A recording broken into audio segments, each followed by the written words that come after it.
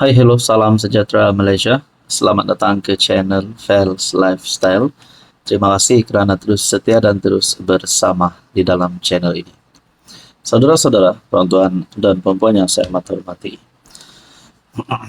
Ada yang kata menjelang pilihan raya umum ke-16, Perikatan Nasional akan mengalami kekalahan yang lebih teruk berbanding pilihan raya umum ke-15. Umum juga mengetahui PRU15 yang lepas. Gabungan yang paling banyak menang kerusi parlimen adalah Pakatan Harapan dan seterusnya Perikatan Nasional. Namun ada yang kata setelah PH memerintah PHBN dan setelah PHBN memerintah Kerajaan Perpaduan memerintah, setelah beberapa pilihan raya yang diadakan, PRK, pilihan raya negeri, ada yang kata tren penyokong PN beralih sokongan kepada Kerajaan Perpaduan. Nah, saudara-saudara, adakah dengan ini menjelang PRU16, PN boleh hilang lebih banyak kerusi lagi? Ini satu tulisan. Menjelang pilihan raya umum ke-16, PN boleh kehilangan 32 daripada 74 kerusi parlimen sekiranya, dalam artikel daripada Kerengga, Harapan Daily, PAS parti politik lama dan berpengalaman luas. Mereka bijak membaca dan mencatur gerak politik mereka sendiri. Sebab itu, apabila berdepan beberapa isu berbangkit dalam PN, mereka kembali membuka pintu kepada UMNO. Isu-isu berbangkit tersebut bukan sekadar tentang hubungan dengan Bersatu, seperti yang saya sentuh dalam catatan lepas, tetapi juga tentang peluang mereka dalam PRU16 nanti, menurut artikel ini. Jika situasi politik sekarang tiada perubahan dan UMNO BN kekal bekerja sama dengan PH menuju PRU16, PN berpotensi hilang sekurang-kurangnya 32 kerusi parlimen yang mereka sandang sekarang, berdasarkan undi yang mereka perolehi berbanding campuran undi sedia ada PHBN. Hilang 32 daripada 74 kerusi yang dimenangi dalam PRU15 2022 bukanlah sesuatu yang diinginkan oleh PN. Bahkan akan menjadi mimpi ngeri. Sebab itu, saya percaya para strategis PAS tidak akan biarkan perkara ini berlaku. Mereka adalah parti tunggal yang memenangi kerusi parlimen paling banyak dalam PRU lepas. Mereka akan cuba pertahan karisma yang ada. Saya kurang sentuh tentang Bersatu kerana kekuatan sebenar akar umbi PN adalah PAS. Setiap kali pilihan raya, Bersatu hanya bergantung kepada kekuatan jentera PAS. Jika PAS memilih untuk tinggalkan kerjasama dengan Bersatu, dan mereka gagal menumpang mana-mana parti dalam PRU akan datang, Bersatu berisiko hilang dalam radar politik tanah air, seperti yang sedang dialami pejuang. Secara umumnya, 32 kerusi yang saya maksudkan itu paling banyak adalah dari Perak, yaitu negeri tempat sedang berlangsung PRK Air Kuning. Jika PHBN kekal bekerja sama dan senario politik tidak banyak berubah, PN berisiko hilang 8 kerusi di Perak, yaitu Gerik, Parit Buntar, Bukit Gantang, Padang Rengas, Kuala Kangsar, Parit, Pasir Salak dan Lumut. Pahang pula negeri kedua yang paling banyak PN berisiko, terlepas dengan 7 kerusi, yaitu di Jerantut, Indra Mahkota, Kuantan, Maran, Kuala Krau, Temerloh dan Rompin.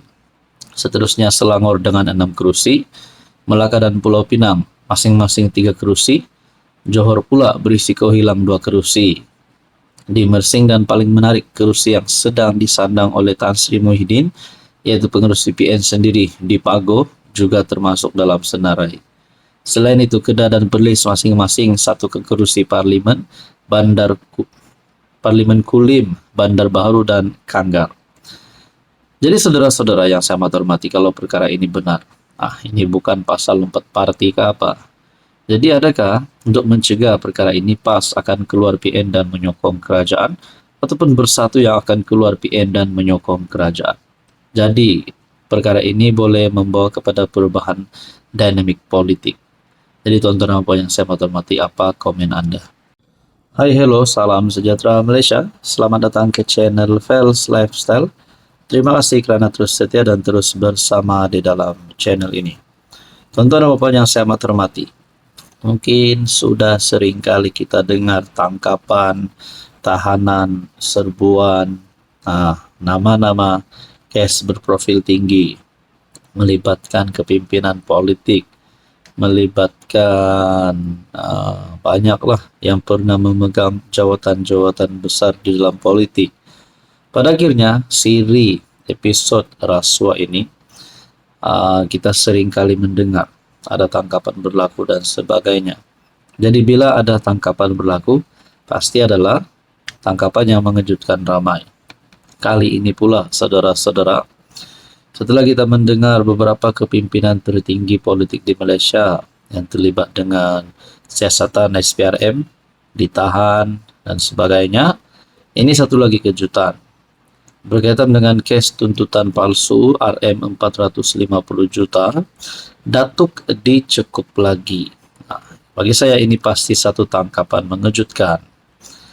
Lelaki bergelar Datuk yang dibebaskan daripada tahanan reman, sekali lagi direman oleh SPRM kerana disyaki mengemukakan tuntutan mengandungi butir matan palsu membabitkan kira-kira RM450 juta. Datuk itu yang berusia 60-an ditahan bersama seorang lagi suspek berusia 50-an ketika hadir memberi keterangan di Ibu Pejabat SPRM Putrajaya pada 7 malam semalam. Artikel bertarikh 5 Mei. Perintah reman terhadap mereka dikeluarkan oleh pendaftar Mahkamah Magistrat Putrajaya Siti Rosli Zawati Muhammad Zanin selepas permohonan dibuat SPRM. Menurut sumber SPRM, perintah reman ke atas datuk berkenaan dikeluarkan selama 2 hari, manakala seorang lagi suspek direman selama 5 hari. Siasatan awal mendapati kedua-dua suspek dipercayai mengemukakan tuntutan palsu bernilai kira-kira RM450 juta yang menggunakan dana sukuk dan mendapatkan fasiliti dari sebuah pejabat wilayah dalam sebuah projek pembinaan lebuh raya di Lembah Kelang bernilai kira-kira RM1.3 bilion.